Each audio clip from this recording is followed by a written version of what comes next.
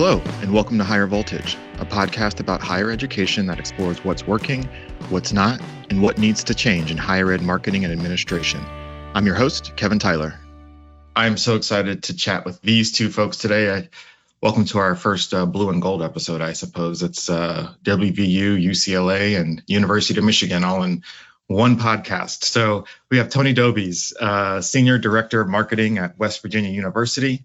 Also Nikki Sunstrum, Director of Social Media and Public Engagement at the University of Michigan. Thank you so much for joining us on Higher Voltage today. I'm super excited to talk to you about your social practices at your respective universities. But before we get into that, can we get a brief kind of background on who you are, how you got to your role, and we'll start with Tony. Yeah, sure. Well, thanks for the invite. Happy to be here and happy to be with Nikki as well. So my background has been pretty much at WVU for the last 10 years. As of August 1st, actually 10 years at the university. So went to WVU. I had planned a career in sports writing, did that for a little bit and realized that's a different type of grind that I just wasn't prepared to do for the rest of my life. So I went into this field, which is just as hard. Started as a writer and a communication specialist at WVU. Eventually realized that my passion kind of lies with social, and started to manage a couple of accounts. I actually went to a conference my boss allowed me to go to at the time. I think this was probably in 2012, 2013, and came back and realized there are other people who want to be social media managers at universities, and cool, that's a real job. So that turned into the job that I had, became a social media strategist, director of social media, and now I'm senior director of marketing at the university. So I don't manage on a day-to-day basis social media accounts anymore, but I oversee our team that does. And the great thing about that is that I have the ability to create the team that we need to do the job and do it well here at WVU. So so thankful to have the opportunity to do that, because I think what we've got set up here at WVU is really good. So it's a little bit about me. Awesome. Thank you so much, Tony. Nikki, you're up. All right. Well, thank you. Thanks for having me, and congratulations, Tony, on your full decade in higher education. That's quite an accomplishment. Yeah, exactly. Totally. Congratulations. So I'm coming up on almost 8 years. I'm a little bit behind you in higher ed, but got my start. Actually, my background's in policy and legislative affairs. Social media was just one of the advocacy tools that I started to use way back when, and really try to teach elected officials across the state, in the state of Michigan, which is where I was employed, to leverage for government transparency and constituent engagement. And then it sort of snowballed and became my full-time job. So between policy and legislative affairs and constituent engagement, and then going back to graduate school for education, I started doing a lot of teaching of these tools and designed the entire statewide digital footprint for the state of Michigan before U of M came knocking on my door and asked me to come down here to Ann Arbor and do the same for them. So in addition to setting policy and establishing guidelines, and getting to oversee a really phenomenal team like Tony that creates content on a daily basis, 3 years ago, we also added the President's Public Engagement and Impact Initiative to my title. So I also have the opportunity to elevate the research as, the #1 public research institution. U of M has an excellent opportunity to really align with the state of Michigan, with our national audience, and with our global audience, what it is that's taking place here in labs and classrooms, and then help educate people that, don't even grace the doors of our classrooms with knowledge and resources that can help them make informed decisions. So that's how I spend each and every one of my days. Let's take a quick break to talk about our sponsor. Higher Voltage is brought to you by Squiz. University websites are filled with great information, but oftentimes a simple internal site search does not give users the information they're looking for. Funnelback, a site search product by Squiz, changes the way people engage with content by revolutionizing search. It delivers relevant and comprehensive search results for users, which is key for business objectives. Visit squiz.net, that's squiz.net, to see how Funnelback by Squiz can create a smarter site search option for your institution's website today. I am very excited to talk to you both because I stumbled upon your accounts a number of years ago when I worked at a small agency in Columbus, Ohio, and the content that you both pump out is really compelling and very, very exciting. And granted, you're both at large public universities, and I'm guessing that there's somewhat of a team there. I'm curious if you could just start with kind of going over from a high level what your structure is for the social media team, and then what your vision is for the work that you do for the brands you represent. Sure. I'll go first. So when I first arrived at U of M, it was the director level role and a full-time content manager. And at that time, we had 2 delightful, very capable and talented student interns. And I think that's how likely a lot of people started, right? We were lucky even to have 2 full-time staff. I now oversee a team of 12. And so that team has really been built out in order to accommodate the evolving needs of social media. Obviously, we went from having one person that could shoot and edit and take photographs. And then, now we need an animator. We need someone that can design Giphy stickers.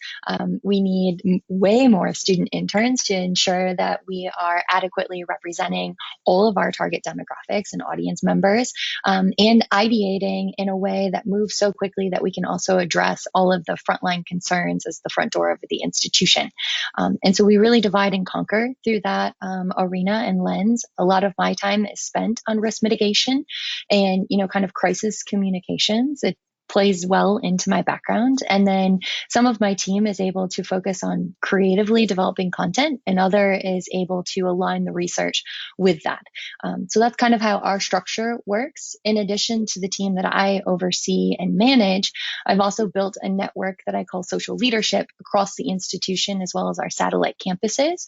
And so I have one primary communicator and decision maker within every individual school, college, and organizational unit that I work with on a weekly and daily basis to ensure that we are adequately promoting content that represents the breadth of our academic research and impact, and really pulling all of those things out from individual schools, colleges, and units, because we do currently have over 1,200 active official social media properties here at the institution. Oh my gosh, 1,200? Yeah. Oh, my word. And I love that idea of having people kind of planted across campus or across the footprint to have those kinds of daily, weekly conversations. That's a great, great call. How about you, Tony? Yeah, so it's kind of similar. I think maybe the structure of the team might be different at WVU, but the team size and things are very similar. So we have 8 full-time members of our Morgantown campus social media team.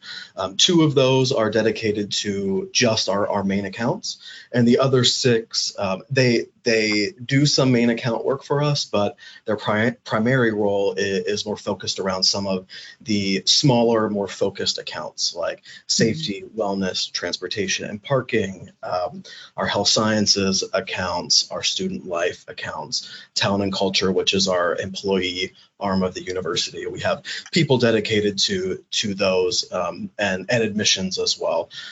So we've got that team. We've got 2 branch campuses at WVU, smaller campuses, and we have social media managers at both of those, which sit on our larger social media team. One of those reports to me full time. The other one's more of a dotted line, but works in the same way.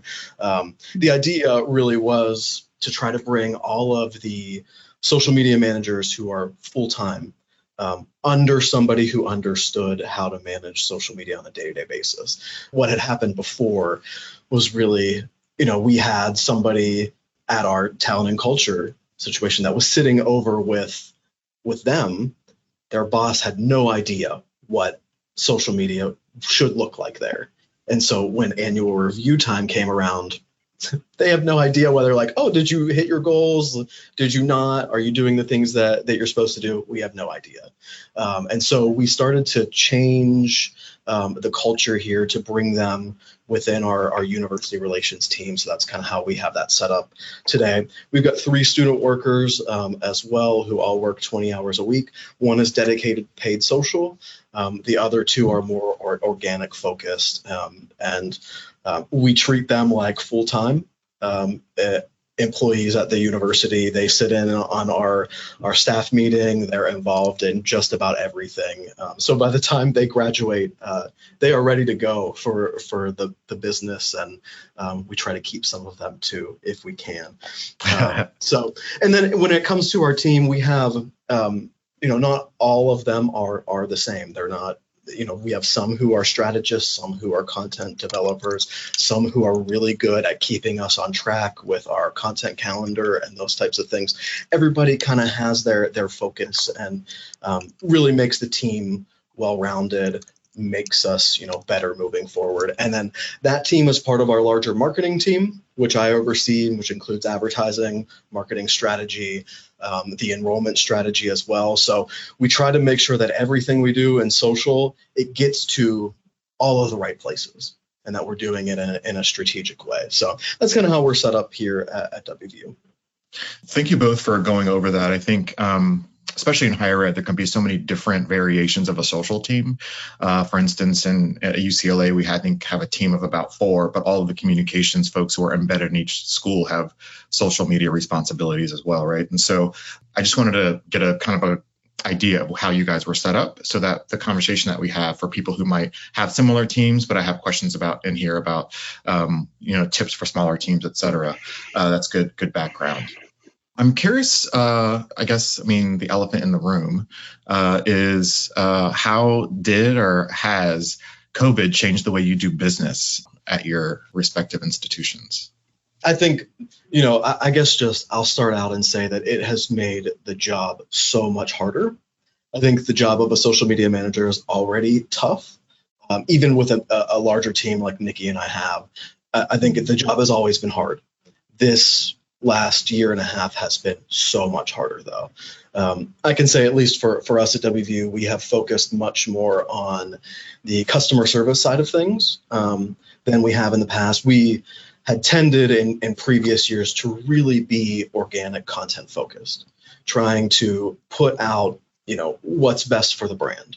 And while we're still doing that, we're doing it with a little bit more of a customer service focus, trying to not only push what we want to as a brand on our accounts, but taking care of our communities, listening to the audiences, those types of things. I think we're much more aligned with the institution as a whole because of all of the crisis situations that we've dealt with too. So our social team is in cell phones of every other leader on our campus, and when something pops up, they have a direct route to get information and those types of things. We've always been nimble, but I think we've had to be even more nimble and probably more empathetic, even when it's really, really hard not to be, when you just want to turn off and call a complaint not worth listening to. We've had to step back from that and stay empathetic and understanding. And I think everybody is just a little bit more tired. I don't think that's just social media managers. I think that's everybody. I would agree with you. And last thing I'll say is that we have, maybe more than anything, realized what is truly most important to put on our social accounts, because we had to kind of stop doing some of those things that we didn't have time to do anymore. And so we have really prioritized what are our goals? How do we reach those at the same time managing all of the other crisis situations and things that pop up on a day-to-day basis that we can't expect? Yeah, I appreciate you saying all of that. One of the things that obviously COVID in this period that we're in is traumatic. There's been lots of tragedy. However, in terms of social media, it does feel like, especially in terms of in the higher ed space, it has been elevated to a more substantive place in the marketing plans and communication plans of so many institutions, because it was one of the only ways that remote students could have access to what was going on, quote unquote, on campus. And so all of that said, I am happy about social media moving from, just give it to an intern to handle, to we need to make this a cabinet level kind of conversation because of the material that we need to get out to our constituents and stakeholders. Nikki, how has this changed your work, if at all? Yeah, I'm actually going to take the opportunity to kind of to to pivot on this response, because I would absolutely echo everything that Tony has said, and focus instead on what it has done to our industry. Because to your point, Kevin, it has elevated something that I worked very tirelessly on pre-pandemic, which was the absolute critical importance of a social media team, of actually allocating proper resources. And the pandemic has gutted our industry. We are watching people leave in droves, my team impacted and included, because, for units that are not as blessed to lead with strategy, as Tony and I have really screamed from the rooftops to do for years and years, and find people and resources and create content and not sleep for a very long time, for teams of one, teams of two, or people that are still within organizations where their work is undervalued and misunderstood, they're done. And we absolutely cannot blame them. And so this is absolutely a reckoning, I think, for communications and marketing across the board. I think that post-pandemic, if that's what we want to call a lot of the returns to offices that are about to happen, we really need to look at the well-being of our staff and employees first. And we need to prioritize what it is that we're going to do. We need to collaborate and communicate more clearly. And, it's always ironic that sometimes communications professionals are some of the worst communicators I've ever encountered when it comes to internal sort of organization. But, that's how COVID has changed everything. I mean, it's pulled the rug out from a lot of us. It has opened, the curtains and revealed a lot of our flaws. And we absolutely cannot go back to what would have been, old normal, because it wasn't good enough then, and it will not be good enough moving forward, whether it's for your own staff or the communities that you are trying to reach out to. And I would just want to add to that too. Nikki is so right. And I think what I'm most nervous about for our industry is that we now have people, Kevin, to your point, that understand that, yes, social is something that's important and valuable based on everything that we learned.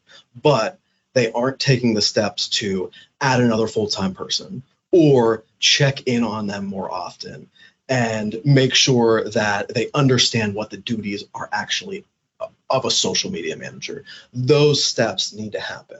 We're even seeing people who now are saying hey, I am not making enough money for the job that I have. And we weren't seeing that a year and a half ago. We are now, because the job is harder. People need to take all of that into account, and we need to change as an industry.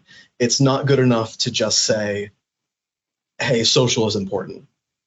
We need to take the step and say, our social teams are important. They're valued. We need to take care of them. We need to understand them. We need to advance the field.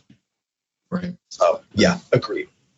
I think our team, I'll add a statistic in here for you, Kevin, just to really nail the coffin on this one. Our team triaged over 70,000 comments last year.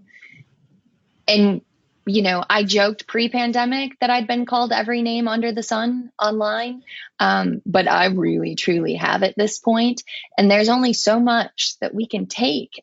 And nobody signs up for that portion of the job, because as those individuals that are triaging those concerns, valid concerns of our community, but struggle to even be the decision maker, it's always been cute when you ask me for a free t-shirt, but it is not okay when you tell me that I'm putting your child's life at risk because I tweeted out the new mask mandate, right? And we've read those things so many times and tried, under the best circumstances. We were very, very fortunate to already have phenomenal working relationships with marketing, with public relations, with public affairs, better off, I think, than probably most. And it is still something that is toxic within. I mean, the platforms are toxic to begin with, but the toxicity seeps into our staff, and retention is really difficult, and it makes it even harder when you can't blame people for wanting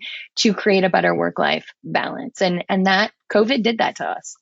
I couldn't agree with you both more. I think it's really easy for people to forget that there are people behind the brand avatar, right? There are people back there who are responding to every comment, or in that social media never closes, right? Like it's not, there aren't like opening hours for Twitter, right? It is always open and running. And so for the people who manage these accounts, they're absorbing a ton of different kinds of emotions because of the work that they do. And I agree with all of you, or I agree with all of your points about the protection and care of mental health and work-life balance, et cetera, because this is not going to get any easier at all.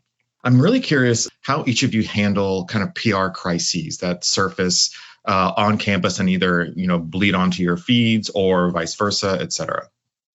I'll start. There's a crisis every day. What's today's crisis? So I am very fortunate, as I mentioned previously. Our assistant director of public affairs likes to say, oftentimes she texts me more than her husband. Having a background in constituent relations and state engagement, very aware of everyone turning to social first, not just to celebrate, but to voice their concerns, and then also be critical of decisions that are being made. And so, all crises seem to break in social. And if we can proactively break our own news, which is what I'm always encouraging people to do, we have a better chance than herding the cats of misinformation after they've already sort of been released. And so we truly do serve, my whole entire team in partnership with public affairs, as the day-to-day risk mitigation and brand watch unit. It's a large portion of what we're doing. And then my team also coordinates the reportings and analytics through our tools that we have available to us to say, here's what the saturation of this conversation actually is in relationship to our brand, and then creates that content on the back end, right? That says, okay, what's the official word? How are we going to make that visual? Who are we going to pull into a video? Are we going to do a live town hall? What kind of triage aspects and elements do we need to work in? And then executes kind of that plan in coordination with the rest of our Vice President of Communications office to make sure that those things go out in a very quick and timely manner. I'm constantly the person that's like, nope, it needed to be out 5 seconds ago. So like, where is that? Or, maybe pushes send before that link is live because somebody's already talking about it on the internet and it'll get there eventually. But we all know the pace at which it moves. And so with social in particular, like handling PR in crisis, like you've got to get to it as quick as possible and try to anticipate any needs if at all possible. Sure. How about WVU, Tony? Yeah, our setup is really similar in a lot of ways. And so I'll just add a couple of things. I think there's so much pressure that people don't know about on a social media manager to make the right gut call in almost all of these situations. To make the gut call when you see a post that has the potential to be bad, but it's not there yet. So you have to make the call like, hey, do I send this up the chain or do I wait until I start to see the retweets coming in or the comments start to fly? When do you do that? When do you start to scare people above you that there's a crisis that started on social and keep an eye on it? And so I think a lot of that is such a skill that is learned over time and is why it's so important that we don't have this huge turnover in our industry of social media managers, because it takes a long time to get that down. And so, yeah, our situation is very similar to what Nikki was talking about. We've got our social media managers that are monitoring and looking at the accounts and looking at the WVU tags and everything else that we have available to us. And when something starts to, I would say, blow up, or it has the potential to, they'll send it to me. And I'll kind of give that, help with the gut check. And usually it can stop at me, but if I start to see like, hey, okay, I might respond to them and say, when it gets to this point, has this many retweets or this many likes, or you start to feel uncomfortable about it, let me know and I'll pass it along and we'll figure out what's next. Sometimes it might just be, a lot of times it's just hey, let's keep an eye on it. There's really nothing we can say. But other times, part of our role is to be helpful. If there's an issue that we can help solve, and that can eliminate somebody having to call an office or complain and call the president's office. If we can alleviate that by our team, that's what we want to do. And so, a lot of it is just kind of taking a look at what that situation, making a gut call, reacting how we know to react and how we've done in the past. Excellent. The second kind of part of this question is about cultural conversations that are happening. I can't obviously help but think about things like George Floyd and all the other cultural conversations that have taken place in the last several years. How do you determine if and how your brand participates in a trending cultural conversation, and how do you know or ensure that it's done correctly? I can start with this one. Again, this is a one that I'm so glad that we have a team at WVU to help with. So it's not just on one person to make a call of what to do. And so in those moments, that's when we have brought our team together and talked about, how do we do this right before it goes into a much higher level conversation. I think with a lot of the issues of social unrest in the country over the last year, the reaction that the university has made started with the social team having a conversation of what should we do, because we are the eyes and ears of our audiences and the platforms and what people are saying. And so if they're clamoring for us to make a statement, doesn't necessarily mean that we have to, but it gives us a starting point to have a conversation about whether we should or not and whether it's the right thing to do. And again, that's another one of those situations that's kind of a gut call. And one of the things that I really like to say that we are very conscious of saying in these moments is just because one school does something a certain way does not mean that we have to follow it up because they're right around the corner or they're within the state or they're an hour up the road from us and we play football against them or something like that. Doesn't mean we have to respond that same way, but we do need to take care of our people. And we need to show, again, empathy and understanding for everybody involved. And at that point, you raise it up to another level. And I think that's when politics gets involved. I like to keep our social team outside of the politics and as much as possible. And sometimes easier said than done. But, we respond with what we think is best, and then decisions are made and we do what we can. All right. Amen.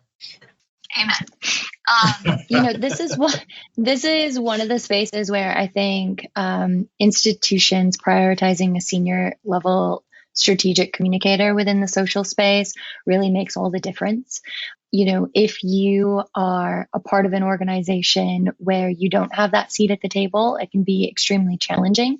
And I've seen, these things go terribly badly.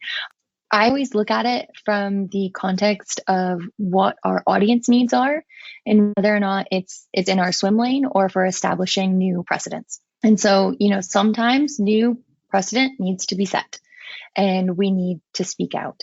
Other times when you are aware of perhaps, blind spots within your organization, speaking out on an issue of societal unrest, it's kind of like tend to your own backyard first. You create these potential issues for yourself where then they're going to flip that narrative on you very quickly. So being well-intentioned and trying to be receptive to timely conversations that are happening, if you don't put all of those strategy pieces in alignment first, we watch them blow up in organizations' faces all of the time. For us, we really try to make sure that, as Tony mentioned, we're bringing the right people to the table to say, hey, what do we think that we should do?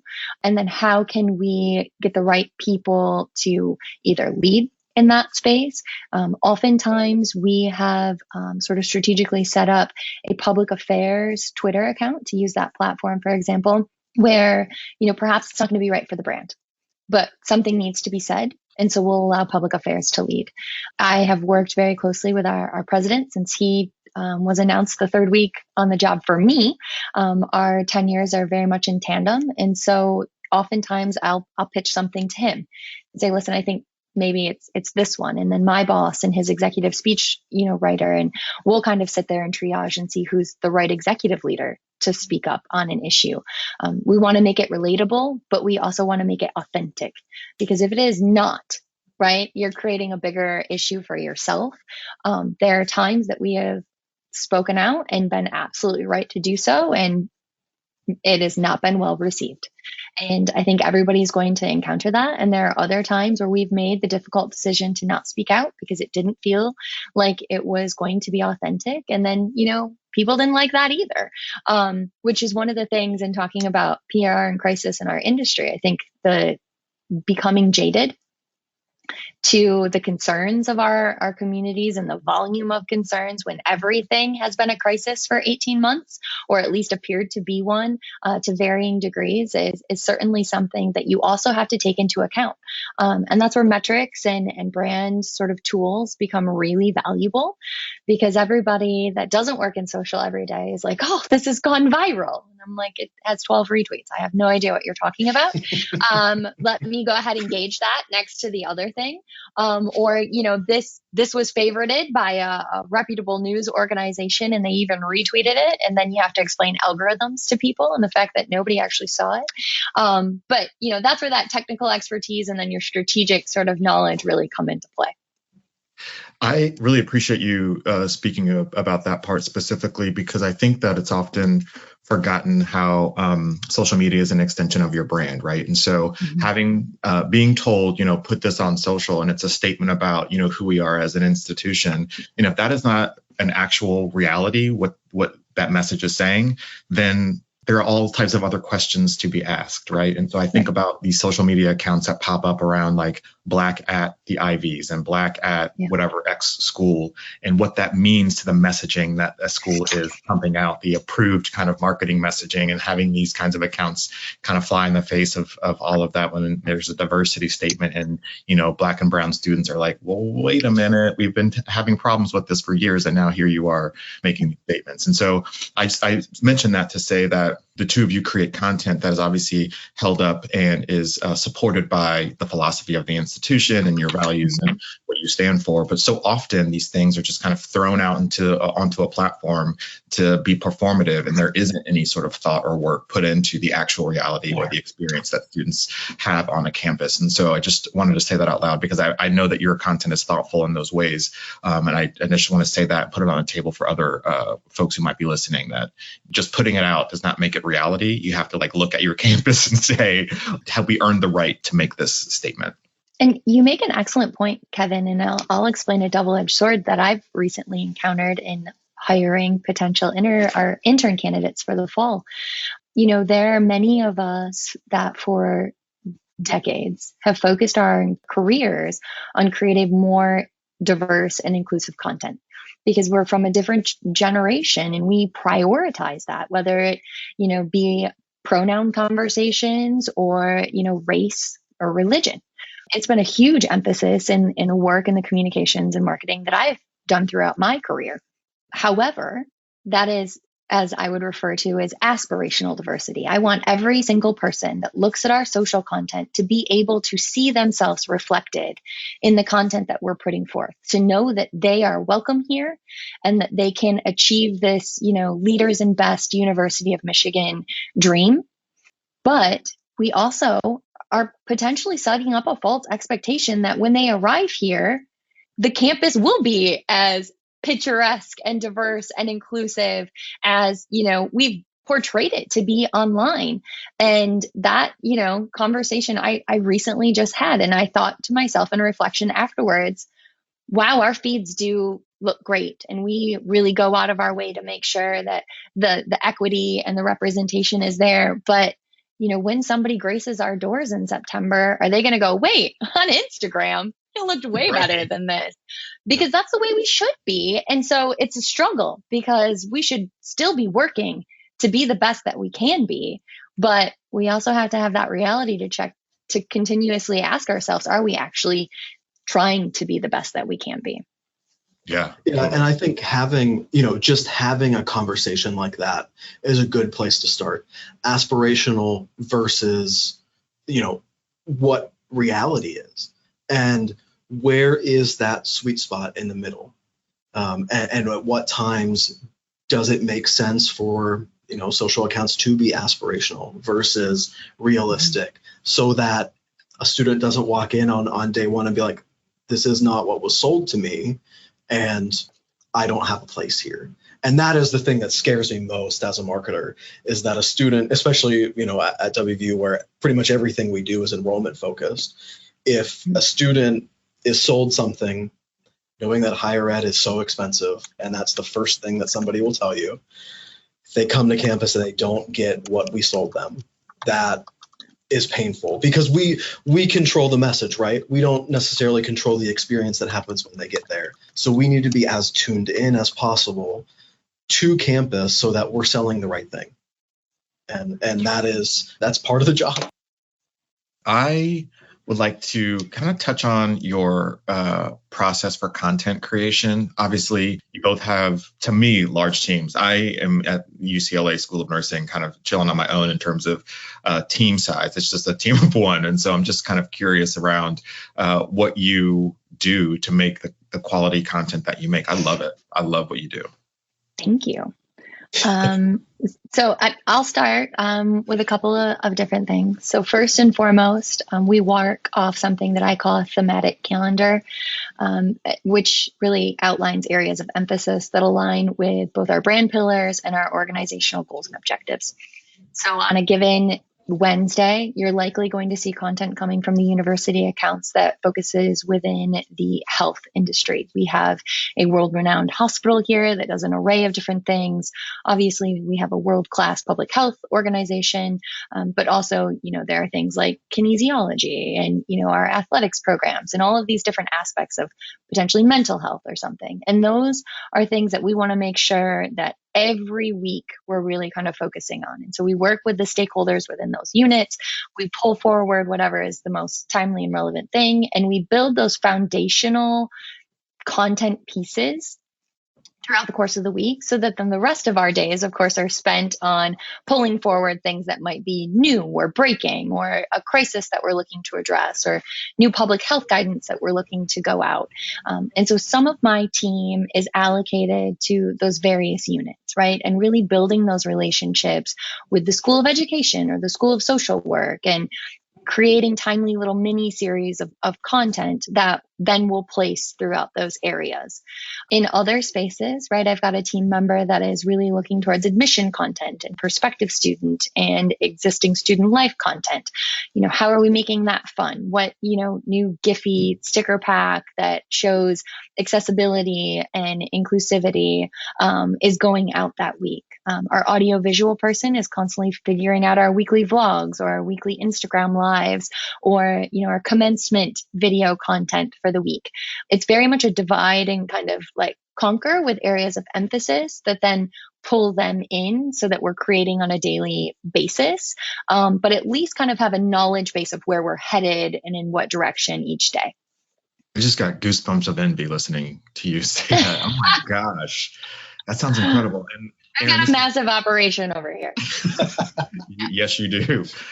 Okay. Tony, what's your process look like for content creation? Yeah, I'm so glad that as Nikki is talking, I'm sitting over here and being like, we're states away and we're at different institutions, but we do things so similarly, differently in structure maybe, but the ideas are very similar. So at WVU, we have content buckets that focus especially our organic content. So with each of our accounts that we run, we sit down as kind of a step one and talk through what are the goals and what are the available pieces of content, resources, events, things that come up as part of those accounts that are possibilities. So we develop, most of our accounts have between 3 and 5 different content buckets. For our main accounts, we have brand awareness, academics and research, and student life and experiences. Those are our 3 buckets. Every piece of content fits within those. And as we've gone out and done this, we kind of create an idea every month. how many posts on Instagram of brand awareness should we have versus academics and research versus student life and experience. So we're getting the right types of content out on our accounts. And just giving a little bit of a structure to the team so they don't have to come in every day thinking, what do I need to do? They know, looking at the month ahead, oh, hey, we're going to be really light on academics and research. So let's go proactively reach out to some of our researchers who are doing things around COVID. Let's go get some content around that to show like, hey, at WVU, we have premier healthcare experts who are helping the state with COVID-19 and getting past this, and we want to show them on our account. So that's kind of how we structure content. And after that, it's really free flowing. I want our team to come up with a good idea, pitch it, and really think about the why. Why is it a good idea, and why does it meet the goals? If I sit down with them and they have a good plan and it meets a goal or two, we'll make it happen. And to me, this is our bread and butter. We have team members, not just on our social team, but across our university relations unit that can create video and photo and graphics and animations and stuff like that. So for us at that point, it's more about, hey, I know it's going to make it on social and it's going to be great content.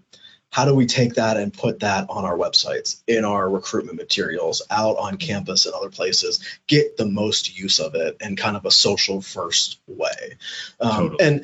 And one thing that I really push in these moments when we're talking about content, we know what type of content is going to be most popular. I think what makes social media managers best is whenever they say, okay, we know what's going to get the likes and retweets and shares, but what content makes the most sense for the university?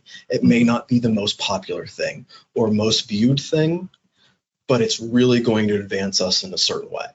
And to get past that mindset of thinking in likes and more around what's going to move our institution forward, that's a huge process that we have gone through in our content. And so in the past, we may have done way more around football and basketball and sports. We still do that with an eye towards the student experience and not what happens on the field. But we do a whole lot more of other things because that's what's going to make the institution better in our eyes. Oh, my word.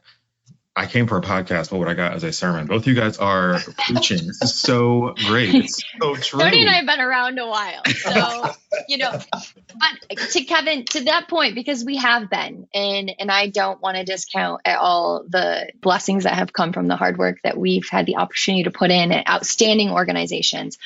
Whenever I speak in these types of environments, I always worry about the individuals that are like, going to just assume that they can't do this because they don't have 12 people yet. Yep. Or, yep. They're not under the frame of marketing. So I want to give a couple of examples of things that I've done that could be helpful at other places. So if you don't have staff, right? For example, I have what I call like a dotted line relationship with a member of the staff at our news agency, our Department of Public Safety and Security, and within our Public Affairs office. So those three individuals attend every single one of my Monday morning staff meetings.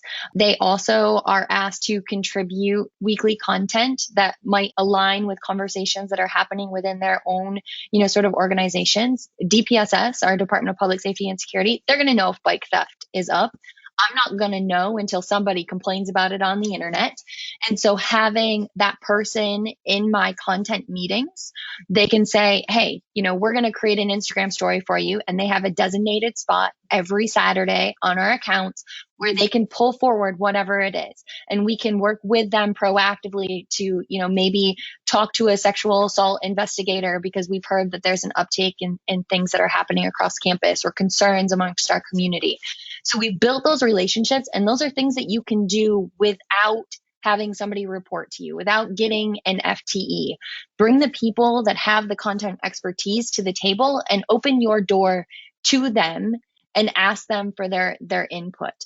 Additionally, I've made some creative staff hires through shared funding. So everybody knows that even getting a full-time social media person can be difficult if you are a smaller organizational unit. So I have 2 staff members on my team that report to me and sit in my office, but are designed to support either 5 different stakeholders that are all initiative based or 5 different stakeholders that are all schools and colleges. They create that content in alignment with our standards, best practice, and policies, but they also have the added opportunity to place that content and elevate it through the main channels because they have that direct line into my office. And so, we're always happy to retweet, a school or college that has something great, but we've created these shared staffing resources to kind of, help us all out along the way, help content be optimized, help it be more creative, help them gauge the expertise and get the mentoring from my full team, but also provide a service to our smaller units that can't afford potentially their own person.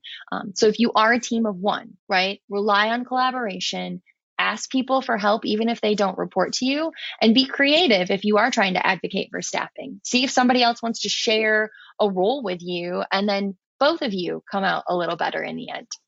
Yeah, Nikki, I feel I have the same concern every time that I speak at like a conference or a podcast like this, where, you say, oh, I've got a team of 8, and they go, oh, well, everything that he's about to say is not relevant because I can't make it happen.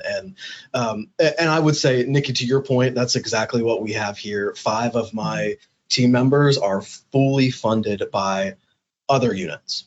And that was from relationships that I have built, cases that I've made to those leaders that said, hey, a social position is important. They should be full-time and they should report to me because I know what this job should be.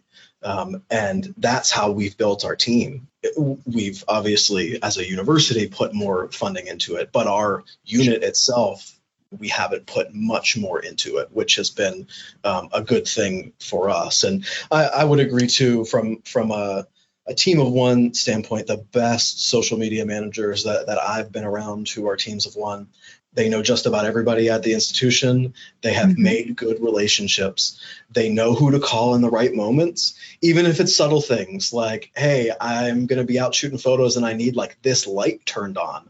Who do I call in facilities? You have a person for that. It's those subtle things that make that social person so much better. I have a list. Love it. It just happened to be under my desk. And the other thing I would say too is the expectations for a 1-person team are great, but they should be very specific.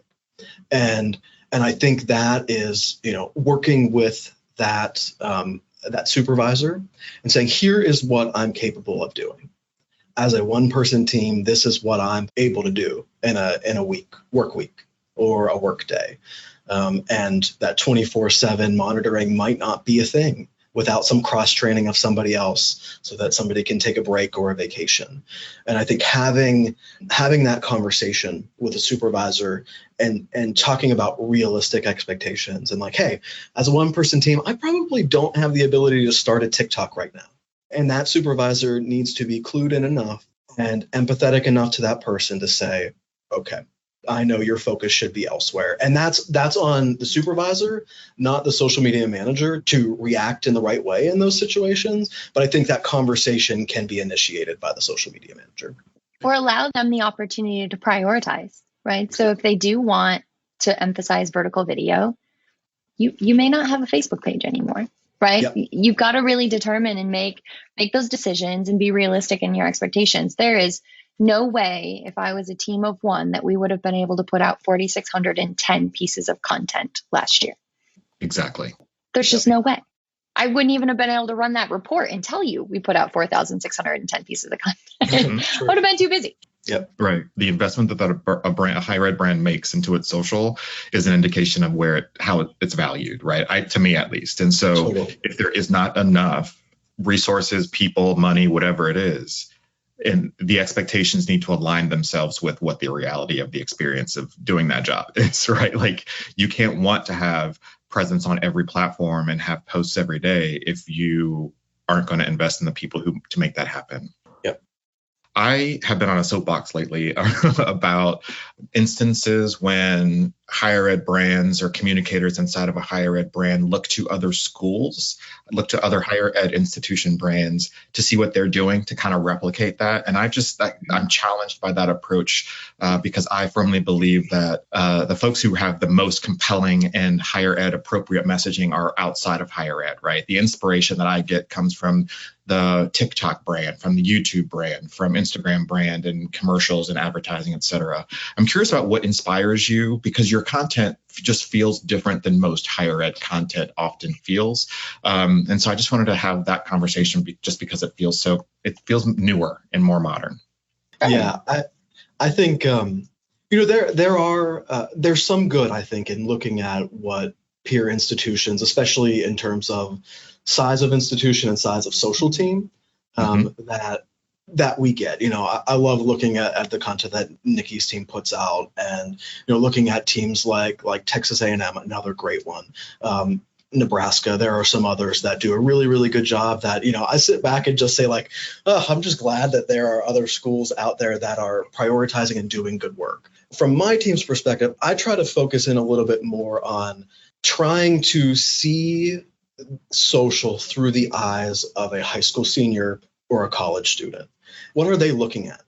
They're on YouTube and TikTok and they're spending a lot of time there.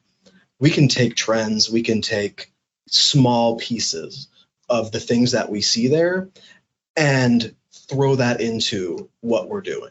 It doesn't have to mean that we're on TikTok all the time, but it may be like, hey, we know what the trends are. We know what subtle language has changed, like usage of emojis and things like that, that would make us feel more relevant to that group of people. And so just being able to have that knowledge, and for me, I kind of tell our team, you should spend time looking at TikTok and watching YouTube. That's something that I hope that you do, and find those things that are most relevant for our audiences. To me, even, I look at some of the bigger national, international brands, and I like to take some inspiration from them. I think sometimes it's hard. It's harder more than ever now because I feel like our world has just been so messed up for a while that everything is a little convoluted, and it's just tough. It's tough to take inspiration because we're all in our own situation. Right.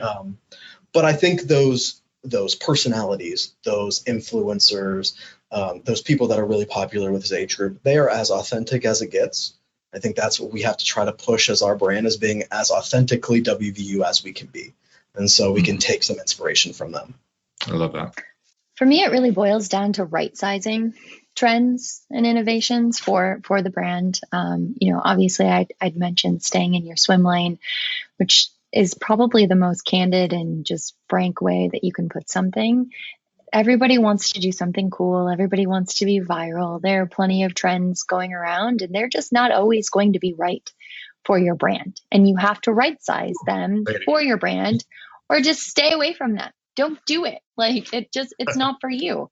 And so when it comes to peer institutions, I think all of us that have been in higher education long enough, we know the ones that we look to, not just for phenomenal content and strategy, but I'd take a gander to say that we have a pretty good counseling group too.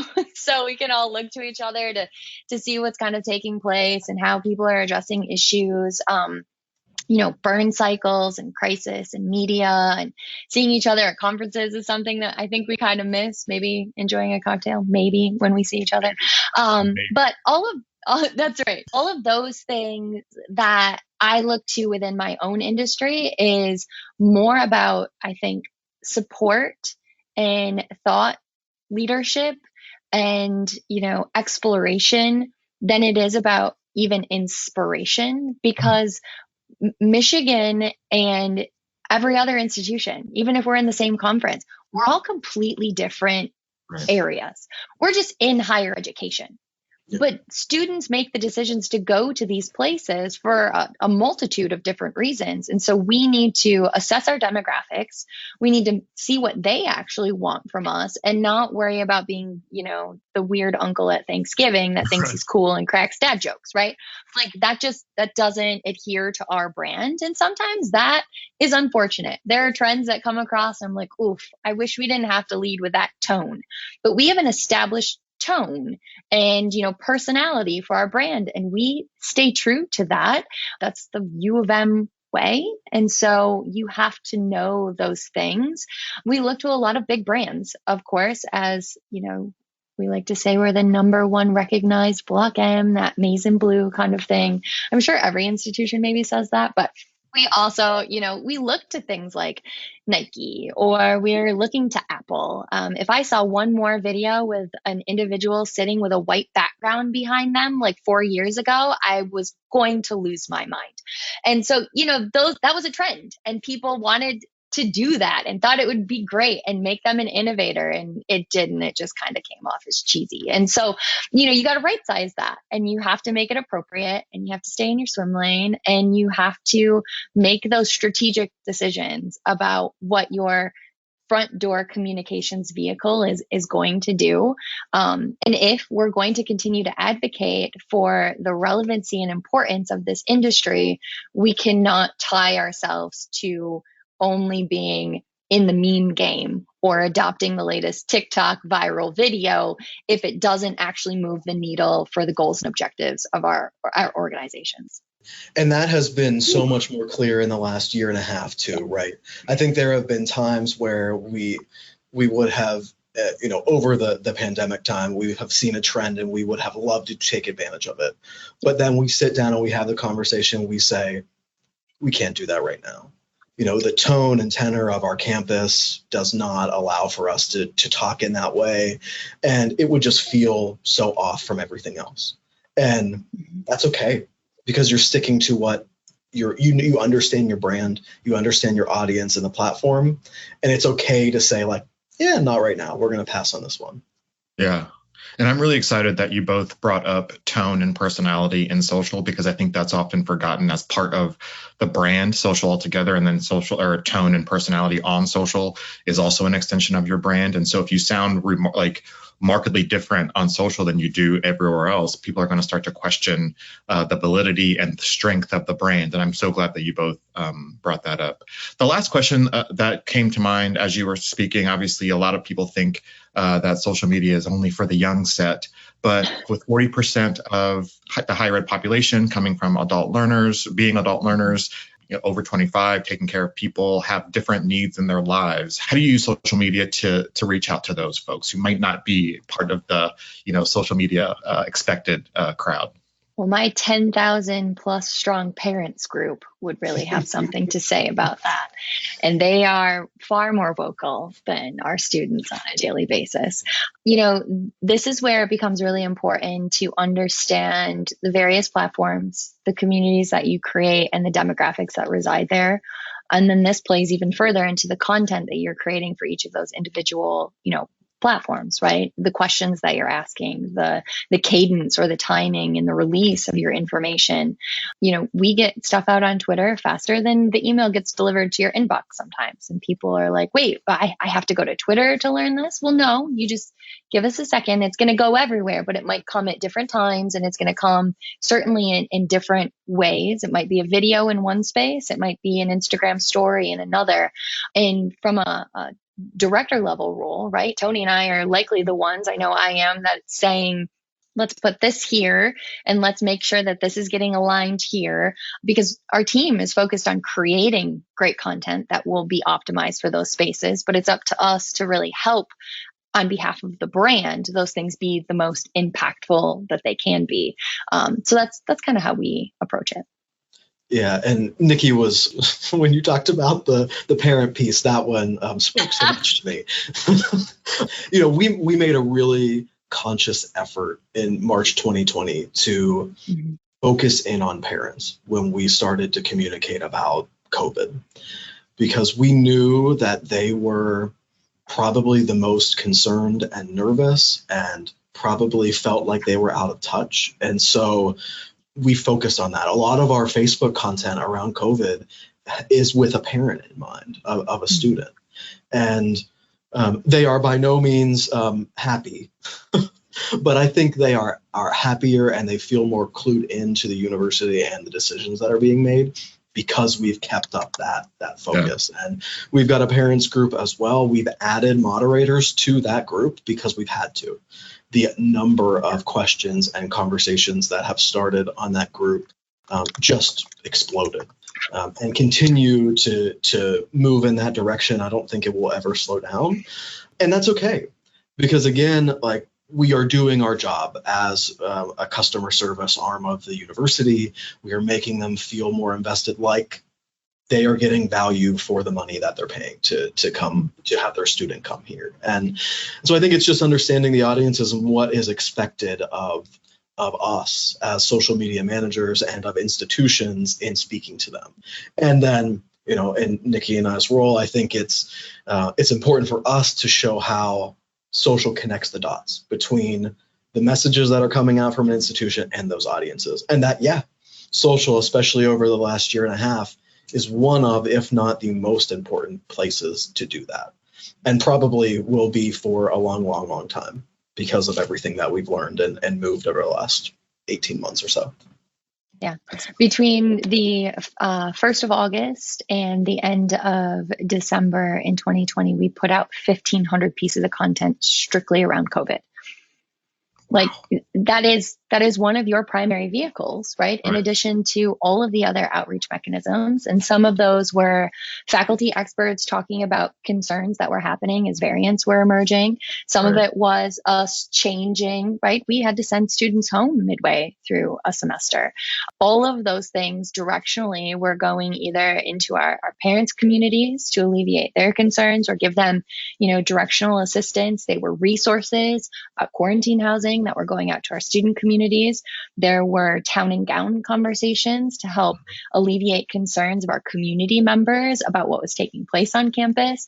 You know, that all is happening through social media. And so it's really important that all of those things are being created to be impactful to all of those different demographics, and that we are championing that it's not just, you know, some students that are hanging out on social media. Yeah, and I think the reality too is that, you know, our social teams at institutions are speaking to more people on a daily basis on average than anybody else. And so when we talk about building a brand, we are the day-to-day conversationalists of the university. And the way that we speak and interact with people is the expectation. And I love that. I love that from our side of things. We have the team to be able to do it right and to have empathy in our responses and care for those people. I think that makes us better when it comes to, you know, setting a precedent for whenever somebody calls, a parent calls our parent line. They know, because they've seen the way that we responded on social publicly, maybe how to respond in the same empathetic way. And so I think we're building that side of the brand every single day. That's a great thing. I love that about social. Nikki and Tony, thank you so much for your time today. Is there anything that you want to mention that I didn't ask about? I'll add one thing just for everybody that's kind of listening in. Take care of yourselves. I think there has never been a more important time to think deeply. I know it's different across the nation as far as, like, we're not back in the office yet. I came in today, of course, but we're going to begin transitioning our teams into more of a hybrid model in the coming month. In other areas across the nation, they've already been back in the office. But if there's anything we should walk away with, it's that it's as important to take care of ourselves as it is the communities that we're creating content for. And so I would encourage anyone to use that time off to unplug and disconnect and to make conscientious decisions that will put you on a path towards, you know, professional and personal success. Yeah. And I think I would add, you know, value yourself and your expertise. There is going to come a time whenever we are out of the pandemic, I mean, hopefully, where institutions will have more money, They will have more opportunities to spend time thinking about the future. And in those moments, we need to make sure that all social media managers are taken care of. But I think the first step of that is that everyone out there who's listening, who does this on a day-to-day basis, knows that you are doing a really, really good job in a situation that probably isn't optimal for you to succeed.